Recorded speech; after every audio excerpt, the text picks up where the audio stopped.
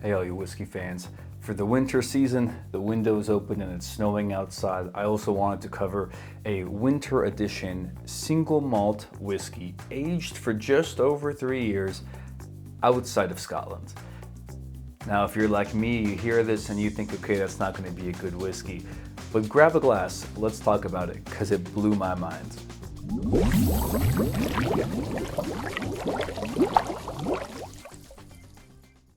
Now, as mentioned, the whiskey that we're going to talk about today is a Pokino. I hope I'm pronouncing this correctly.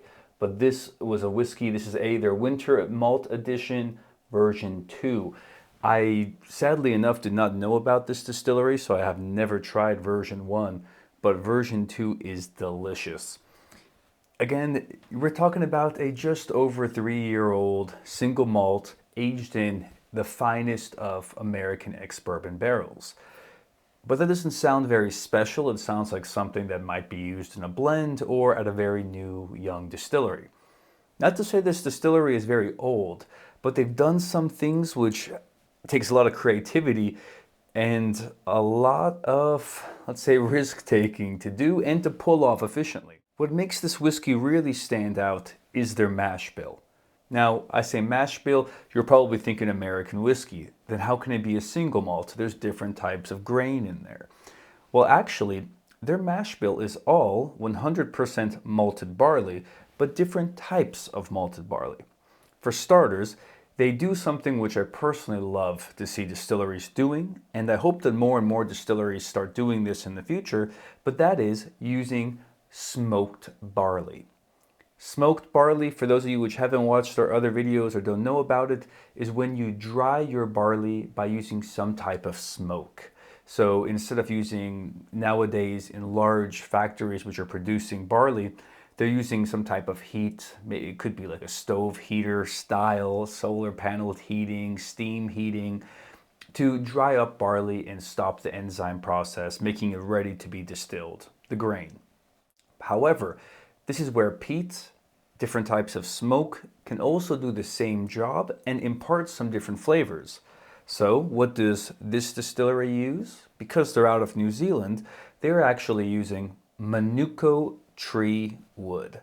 Now, Manuka is an indigenous tree in parts of New Zealand, and it imparts very interesting flavors. For starters, of course, you're getting smoke, but there's also a little bit of, I would say, kind of sweety, earthy notes that come from this too. We'll talk about more about the smells and aromas as it all fits together, but I love that smoke, a little bit of smoky character in its own way. The second ingredient which is used is a chocolate roasted malt. And chocolate malt is very interesting because a chocolate malt is, well, usually you see it in some breweries. So breweries will have a chocolate malt, or maybe it's a stout whiskey that has some chocolate flavors and aromas in there. But in whiskey, you don't see a whole lot of it. Of course, as you'd imagine, there's chocolatey, kind of roasted, nutty kind of flavors here, and also a little bit, let's say, sweetness or richness, which I think comes from this as well. The final interesting malt is a toffee malt. And toffee malt is a malt that you will roast at a very low temperature for a long period of time. And this gives you and it almost caramelizes the barley, but it gives you a lot of honey, sweetness, and also kind of course, toffee flavor aromas. Super interesting, lots of fun. And of course, the fourth one is a distiller's malt. Why do they need distiller's malt? Probably because if you're roasting or using kind of like heavy malted chocolate malts or the toffee malts, usually you've lost a lot of the diacetic power, the power to convert the starches in the barley to sugar, which the yeast will then eat later. So you need this stronger distiller's malt just in case to kind of kickstart off this process and to convert as much of the starches to sugars as we can. Before the smell, I love seeing distillers try things like this because it's not on their website anywhere. I haven't seen anyone talking about it. But this isn't an idea that you just kind of have and then you distill and you put in a barrel and it tastes good. Usually that's never the case.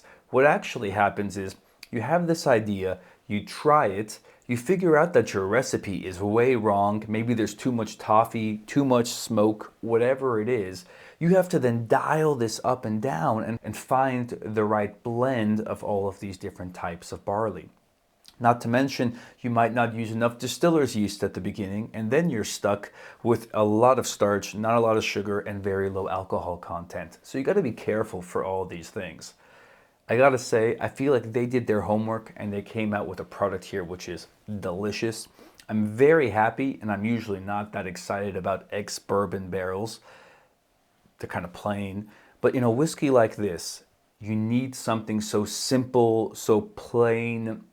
I don't want to say that had no influence on the whiskey, that's not true, but I'm happy that the barrel did not overplay or under, let's say, quiet how the grains and the mash bill in this are working. As far as the smell in the glass, the nosing of it, it's nothing at all that you would expect of a 3-year-old whiskey.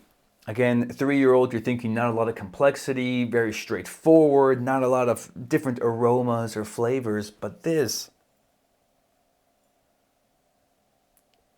I mean, you get all this dark, chocolatey sweetness from the toffee and the chocolate malts, and it's like a rich, almost like a dessert whiskey.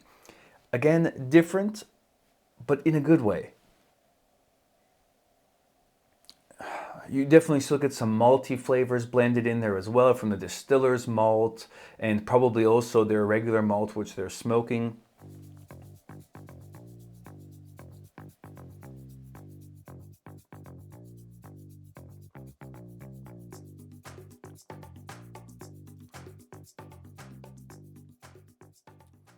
A, 48% alcohol. So it's not a little, it's not a lot either. I would have loved to see this a little bit stronger. Would have loved to see it at 50, but 48, all respectful, very good. Who knows, maybe at 50 you wouldn't have had this complexity, so they had to dial it down a little bit. But in the palate, in the mouth, you get a roller coaster ride of flavors. You start off, I say pretty typical, how you might imagine it to taste based off the smell. But then you slowly start to be able to break down and figure out, okay, here's some toffee, here's some chocolate. And wait, there's a layer of smoke that probably comes from that smoked barley. Again, these are things that I think we get marketed a lot as whiskey fans, and I'm usually disappointed by them. But in this case, I have to say, it's really, really good, and I'm amazed. The finish also, again, I don't know why I have this idea of, again, probably marketed to me over and over, but young whiskey should not have a long finish. What's going on here? Blew my mind. Blew my mind so much that, by the way, I bought 3 bottles of them. I have no affiliation to them, came across them at a whiskey event in Zurich, and I just had to pick up as many as I could.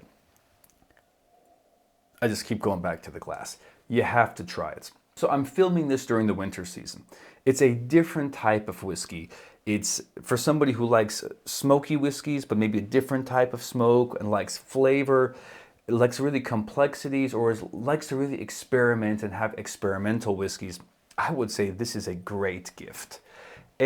Not only does the bottle look very nice, very cool, it gives a quick explanation of what's in there, winter edition.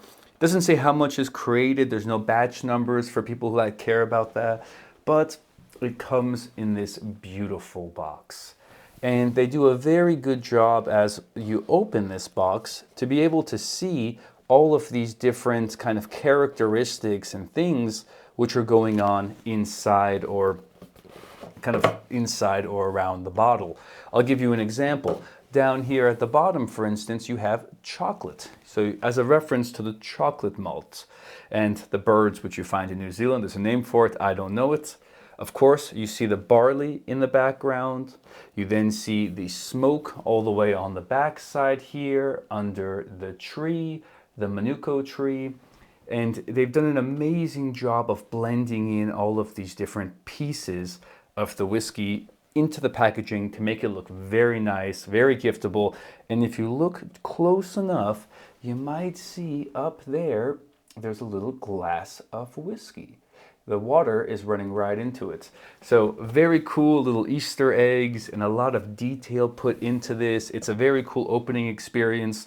And I think they did something which I commend them for. It's written on the top of the box when you open it. The whiskey's not in this now, but dare to discover different.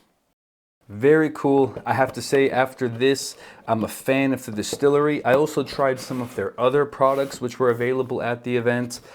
They were great. I mean, I'm not gonna say they're bad by any means, but this bottle here blew my mind. I think I've never had a whiskey so young, taste so good, and especially for our moonshine, which we're making, the FLF and March Distilling, this has really kind of motivated me to push the bar on how I'm experimenting with different grains.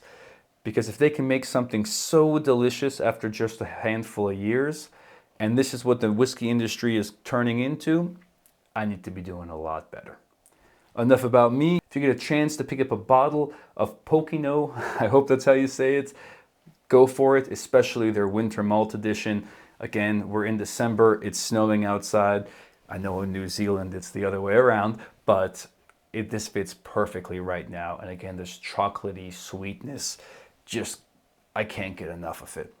Had to buy 3 bottles. I hope you get a chance to pick up a bottle and try it yourself. I think it's one of the largest distilleries in New Zealand. They seem to be having a pretty good export worldwide. So if you can't get your hands on it, definitely do. And I hope you enjoy it. Cheers to you and your next glass of whiskey. Maybe it's this one. Bye now.